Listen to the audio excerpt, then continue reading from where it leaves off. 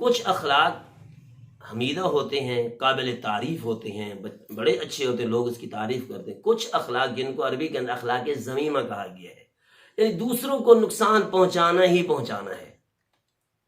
آج ہم اسی طریقے سے ایک گندا خلق، گندا مزاج کچھ لوگوں کا، مردوں کا بھی ہے، کچھ عورتوں کا بھی ہے، کہ دوسروں کے رشتوں کو توڑنا، کوشش کرنا کہ یہ رشتہ یہاں نہ ہو، بدظن کرنا، حتیٰ کہ رشتہ ہونے سے پہلے بھی بدظن کرنا، یا رشتہ ہو جانے کے بعد خامند کو بیوی سے، بیوی کو خامند سے بدظن کرنا۔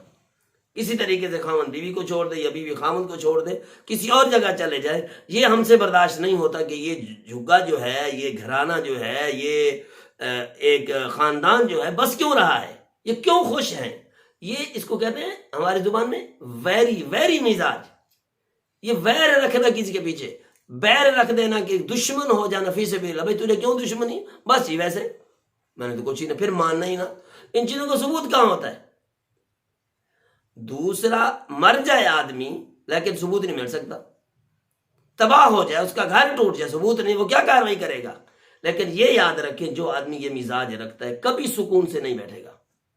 اللہ بھی اس کو ایسے گندے کاموں کے اندر مبتلا کریں گے، ایسا بدلہ لیں گے، ایسا مکافات عمل آئے گا کہ ساری زندگی وہ روتا رہے گا۔ عورت ہے تو ساری زندگی روتی رہے گی، اس کے رشتے کے ساتھ بھی پھر ایسا ہی معاملہ کچھ نہ کچھ ہو جائے گا۔ کسی کے لیے آزار نہ بنے زندگی کے اندر، سکون کا ذریعہ بنے۔ کسی کو ساتھ بھلائی نہیں کر سکتے، کم از کم کسی کو توڑے تو نہیں، وار بھی کر لینا، چھپ بھی جانا اور ماننا بھی نہیں۔ کل کو تمہارے ساتھ اگر ہوگا تو پھر کیا کرو گے؟ تمہاری اولاد کے ساتھ اگر ایسا ہوگا تو پھر کیا کرو گے؟ ساری دنیا چھان مارو گے رشتوں کے لیے، لیکن پھر رشتہ نہیں ملے گا۔ ان چیزوں سے باز آ جانا چاہیے۔ یہ جو جھگے بھن مزاج ہوتا ہے نا، جھگے بھن مزاج، ہماری عورتیں بھی اس سے باز نہیں آتی۔ ایک کو تو وہ فلانی جو ہے نا، اس کا تو وہ کیا ہے نا، اس کو تو ہمیشہ نظرہ رہتا ہے، وہ چائے زیادہ پیتی ہے، وہ کھاتی زیادہ ہے، وہ کام نہیں کرتی، اس کی ماں بھی ایسے ہی ہے، تم کہاں آ کے پھنس گئے؟ یہ بھی کوئی جگہ ہے رشتے کی؟ ان کو تو کوئی خاندان والا نہیں سونگتا، تم کیسے آ کے پھنس گئے ان میں؟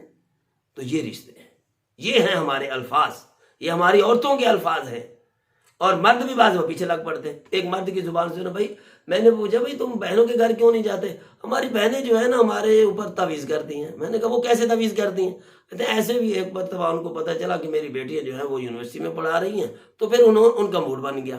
اچھا بھائی، موڈ جو بنا تو اس کا مطلب یہ ہے کہ تم ان سے تعلق بھی چھوڑ دو، کیا وہ ہمیشہ تمہارے لیے برا چاہتی ہیں؟ اب اس وقت سے بہنوں کے گھر نہیں جاتا، اور پھر کچھ عرصے کے بعد پتہ چلا کہ وہ کہتا کہ میری بہنوں نے میرے بیٹی کو تعویذ کر دیا، بھائی وہ جادوگرنی ہے۔ اب اکیلا اپنے میں کے جا نہیں سکتا، وہ سسرال کے اندر پھرتا رہتا ہے۔ سسرال کے اندر کہاں عزت ہوتی ہے؟ سسرال کے اوپر سہارا کر لینا تو میں سمجھتا ہوں آج کل کے دور میں کوئی بے وقوف آدمی کا کام ہی ہوگا کہ اپنے ماں باپ کو چھوڑ کر سسرال کے اوپر سہارا کر لینا۔